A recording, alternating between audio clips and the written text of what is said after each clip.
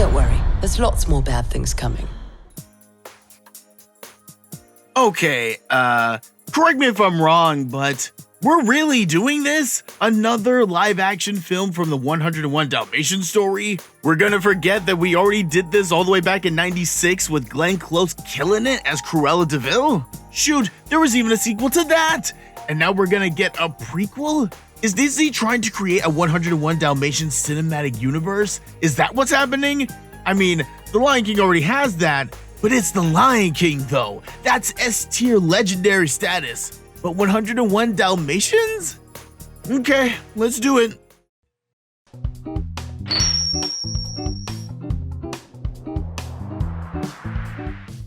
I don't know about you guys, but when I think about the Disney villains of the past, the ones that everyone knows and can quote by heart, Cruella isn't one that comes to my mind immediately. I'm not throwing shade, she's legit bad. The woman goes around talking about drowning baby animals on the regular. Come on, she's definitely more on the level than, say, Captain Hook. Don't even get me started on that clown. But to me, she's more like B-tier villain. She's bad, but not the worst. But whenever you watch media featuring the Monarch of Maine, attention is quickly brought to her mental state. Depending on the version, her issues are either lying just beneath the surface, or she's out and proud with her dysfunction. And today our goal is to put a name to her instability. What's the mental illness that Cruella de Vil suffers from? I'm the guidance guy, and your internet school counselor is gonna diagnose the cruel devil. I'll give the new Cruella movie this. Even though I'm getting some real strong Devil Wears Prada vibes from this flick, it looks like it's gonna do something different from most of the other Disney live-action remakes. Give us insight into a familiar story that we don't already have. In this case, we're gonna get a look into the early life of Miss C over here. In the first 101 Dalmatians movie, we don't get any backstory into our foul fashionista. All we get is a throwaway line from Roger about how she and Anita went to school together, and that's it. Come on now, movie, you can't just leave us like that. You can't just say, yeah, I'm friends with the villainous, unstable socialite, we went to school together, and leave it at that. In fact, the movie Cruella should just be Anita telling Roger this chick's tragic backstory to explain why they're still friends. Not even the book that all these movies are based off of give us that much dirt on Cruella. The only things that we get is that she and Anita's book counterpart, Mrs. Dearly, went to school together and that she was expelled from school for drinking ink. What? I mean, we've all heard stories about the one kid that would eat glue in class, but drinking ink? That's some next level nasty right there. But there's one other factor that we learned from the de Vil family that stands out, that they're fake rich. They can flex with the best of them and execute a good game of appearing wealthy, but in reality they're victims of crippling debt. And that aspect of her past, the emphasis on the appearance of wealth and extravagance, we see that follow her into adulthood. She's in the fashion industry and she dresses like it. In all the movies she's in outfits that no one else is walking around in and is very much a mover and a shaker in her line of work. But we all know that the glitz and glam are all just a way to hide the ugly darkness within, the disingenuousness, the greed, the rage.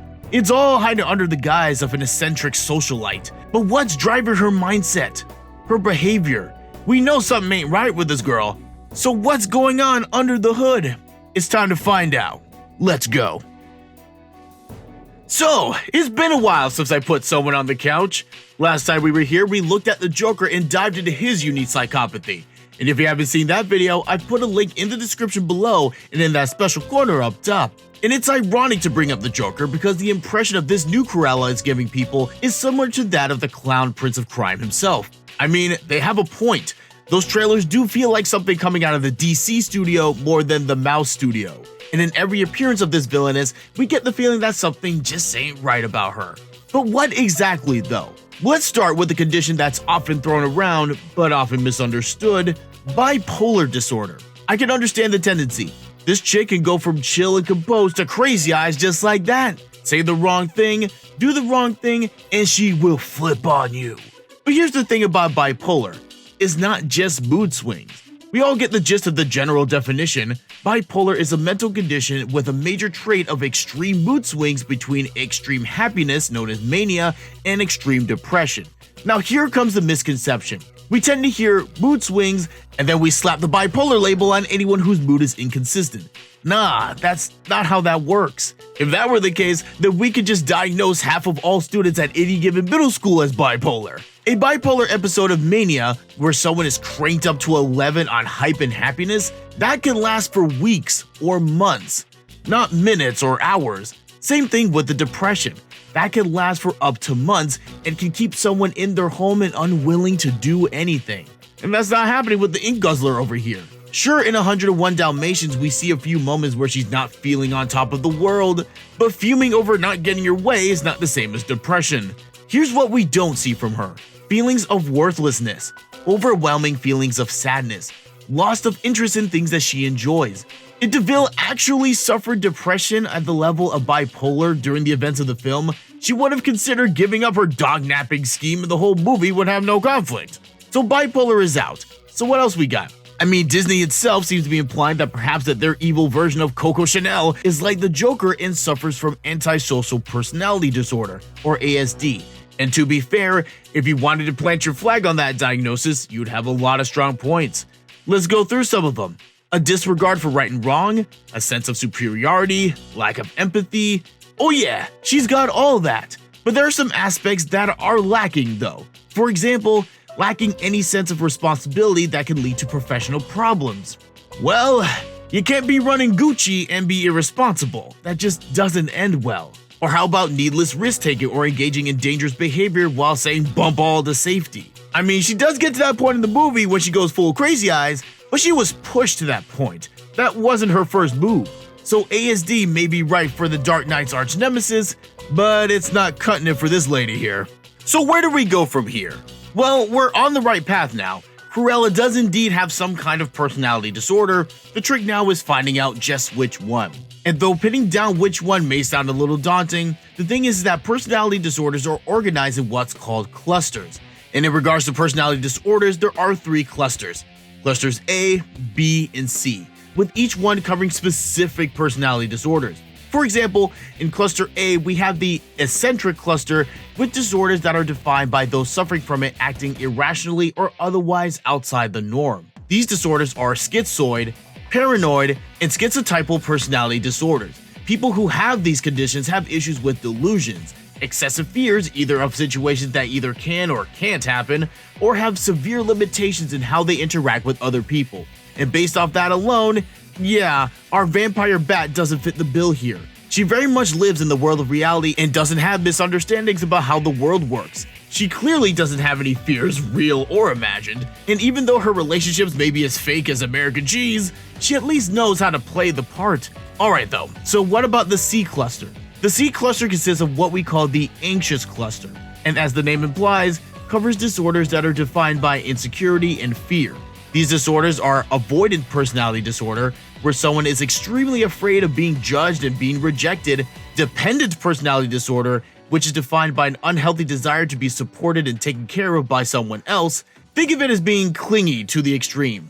And then there's OCD, obsessive compulsive disorder. Again, we're not seeing our match here. We know that this inhuman beast exudes confidence. You needed to be walking around with dead animal skins all day. So we can scratch all of these off the list. And that leaves us with the B cluster. So what's in here?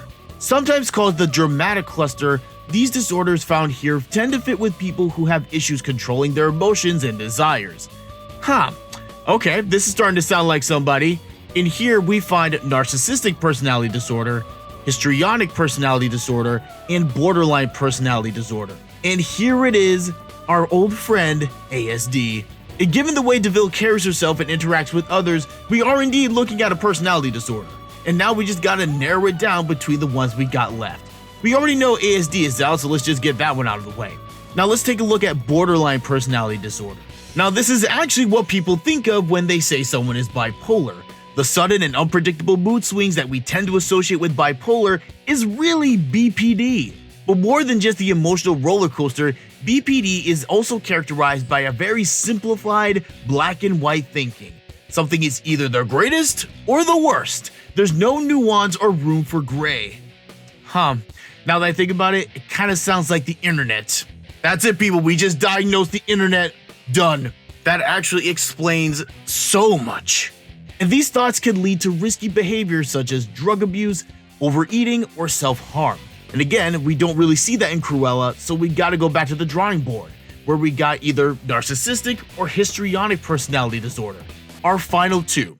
So which one is it? It's gotta be the most obvious one, right? Narcissism. She's self-centered, cares little about anyone other than herself and her own needs, and is more than willing to go full Karen to get what she wants. A slam dunk, right? Well, that's where it gets a little hairy. Though it's true that DeVille is all about herself and has a very blah blah blah your needs approach to other people, but when giving a diagnosis, you have to go with fits best. So let's take a look at histrionic personality disorder. Let's see what's there. The best way to describe HPD really needs two words: drama queen. Someone who has a wide and very exaggerated amount of emotional expression, but comes off as insincere because there's no real heart in those feels. Someone who uses their physical appearance as a magnet to draw attention to themselves. Someone who tends to view relationships as closer than they really are. Check, check, and check. HPD is edging ahead, and now here comes the knockout blow. A hallmark need is that narcissists crave adoration. They need to be praised and complimented to feed their fragile egos. But with our crazy fur lady, her priority is not so much to be praised as much as it is to be seen. She don't care if you give her compliments or the side eye. As long as you're looking at her, she wins. So there you have it. Cruella de Vil has histrionic personality disorder with narcissistic traits. She's all about her, but she don't care if you think she's bad, because apparently she's okay with that. So what's the point of all this? You got the psychology lesson, but where's the guidance lesson here? Well, we're near the end, so you know what's next. Looking at Cruella de Vil as the events of 101 Dalmatians unfold, it's quite clear what happens to people who live only for themselves and their selfish desires. Look at Cruella's estate. She's got this massive home, clearly meant to house dozens of people, but she's the only one in it, stewing in her own misery. That's a metaphor if I've ever seen one. You've created this massive structure that is your image, how you present yourself to the world, and though a lot of people will look at it, no one is sticking around for very long. They're more than content to simply admire it from a distance or do a quick visit. Despite all the money, all the clout that she has, she's alone, with the only company she has is her hired help. But let's look at her Anita, darling, for the flip side.